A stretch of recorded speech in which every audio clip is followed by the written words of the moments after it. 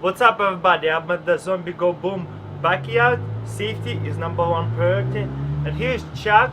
He's gonna show us how to sharpen the knife, because they test a lot of guns on the zombie heads they make. Knives and guns, yeah.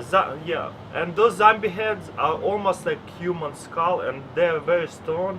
So they sharpen a lot of knives and like swords, a lot of stuff. So take over.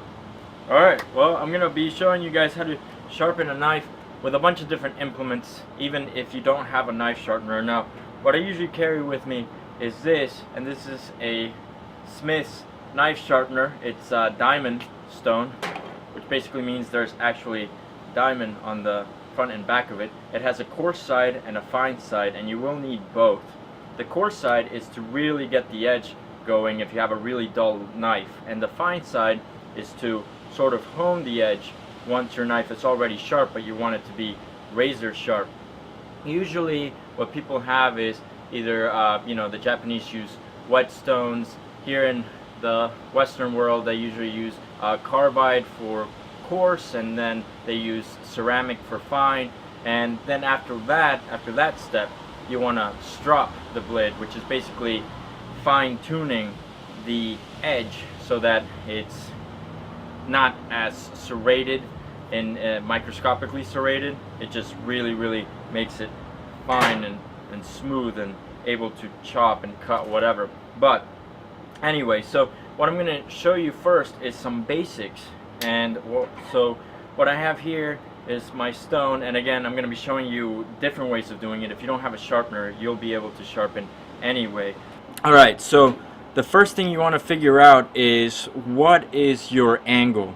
If you're working with a machete, you want a 30-degree angle, which is more for chopping. If you're working with fine cutlery like kitchen knives, you want like a 10-degree angle, and that's more for like cutting tomatoes and stuff like that. For the most part, with knives like these, work knives or folders like this K-bar mule, you want more of a 15-degree angle.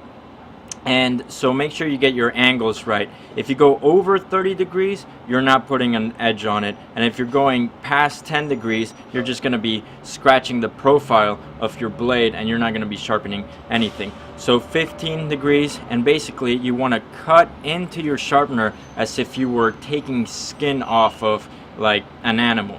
So you go this way, this way, this way, and I did it 3 times, so I want to make sure I do it 3 times.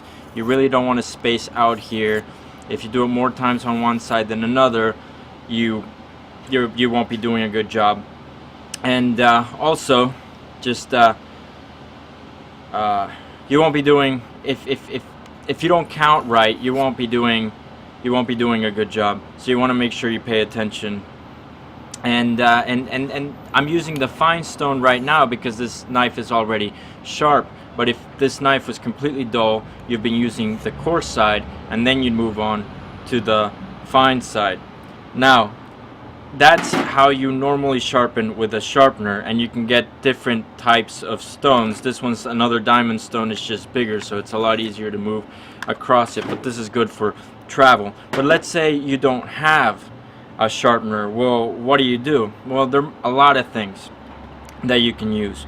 For example, like I said, if you have a fine, if you need to sharpen with a fine stone, you can always use ceramic. And cups, coffee cups, a lot of them are made of ceramic, so you can actually use a ceramic cup same way, just as if you were cutting into it or slicing a piece off, and then, you know, make sure you count again.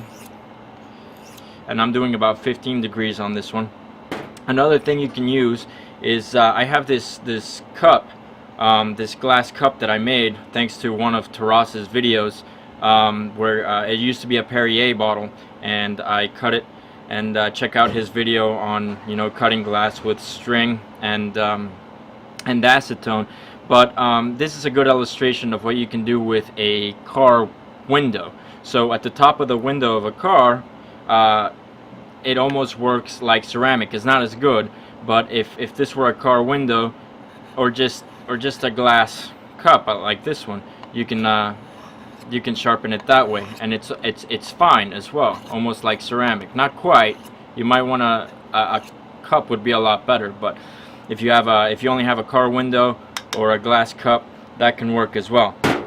Another thing you can use is a file, and you probably want to use the fine side. Now a thing about anything that's made of steel, because you can use a file and you can use another knife as well to sharpen, the way you would sharpen on another knife. You see a lot of people use edge to edge. That's not very smart. What you want to use is you want to use the back of the blade.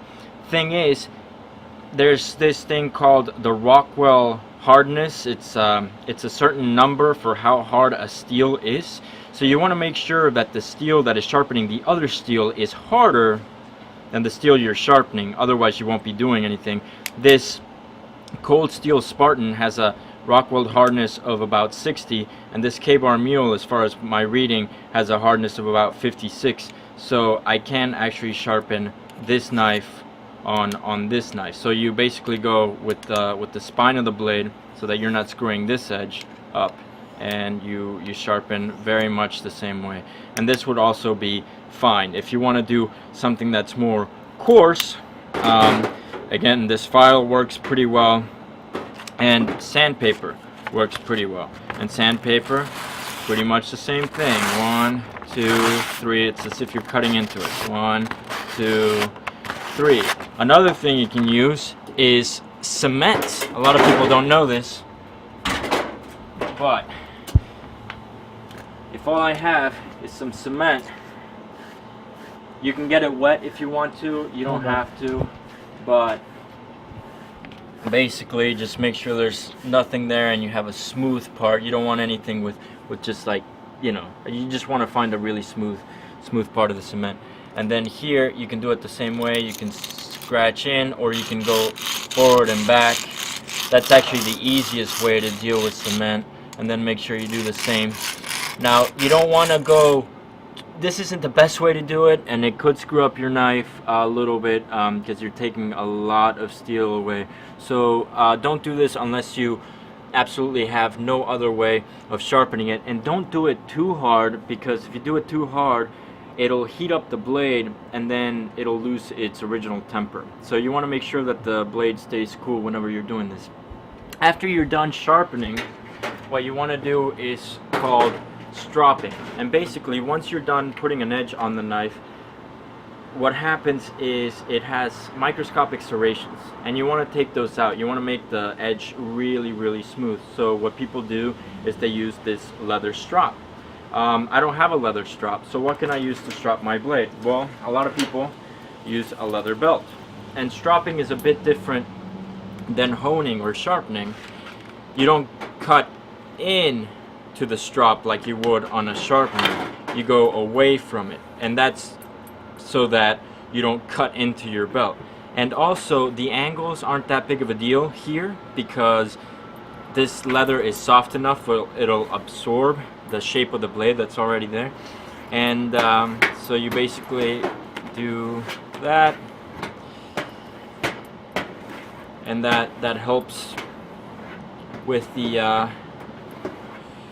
and that should do a really good job stropping it. Another thing you can use for stropping is cardboard. A lot of people don't know this, but cardboard has clay and dirt in it, and it's bad enough where if you cut cardboard enough with a knife, it'll dull it. Well, that's because it's changing the shape of the blade, which means you can use it, if you use it properly, you can actually use it for honing.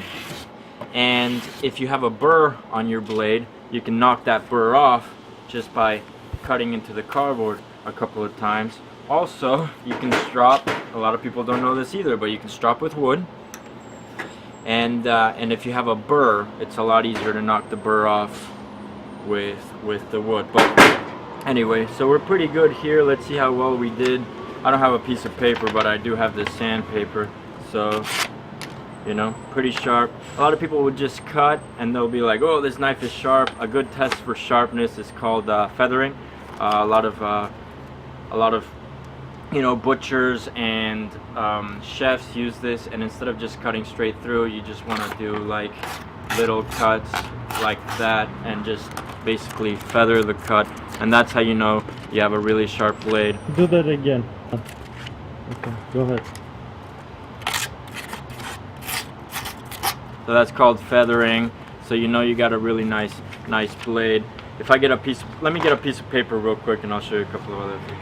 Another test you can do to see how sharp it is cut in and back up, you know, and basically it's a really difficult cut to do. Most knives aren't sharp enough to do that.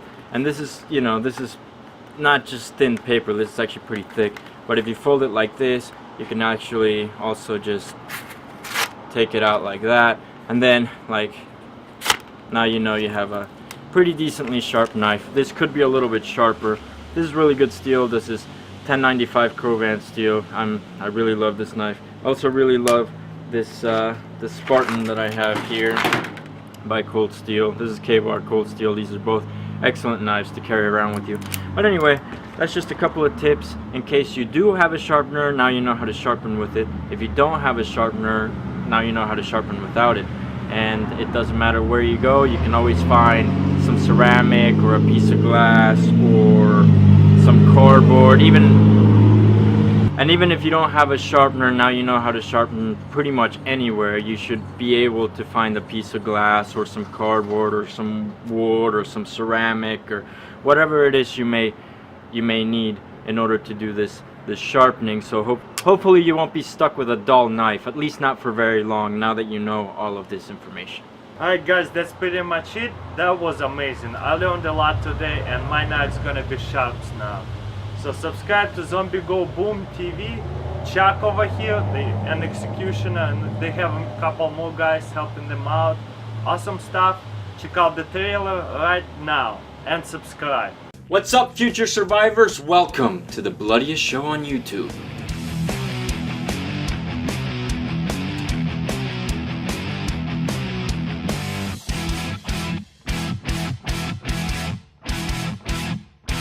That's right, we are Zombie Go Boom, the show that puts the weapons to the test to see if you have what it takes to survive the zombie apocalypse.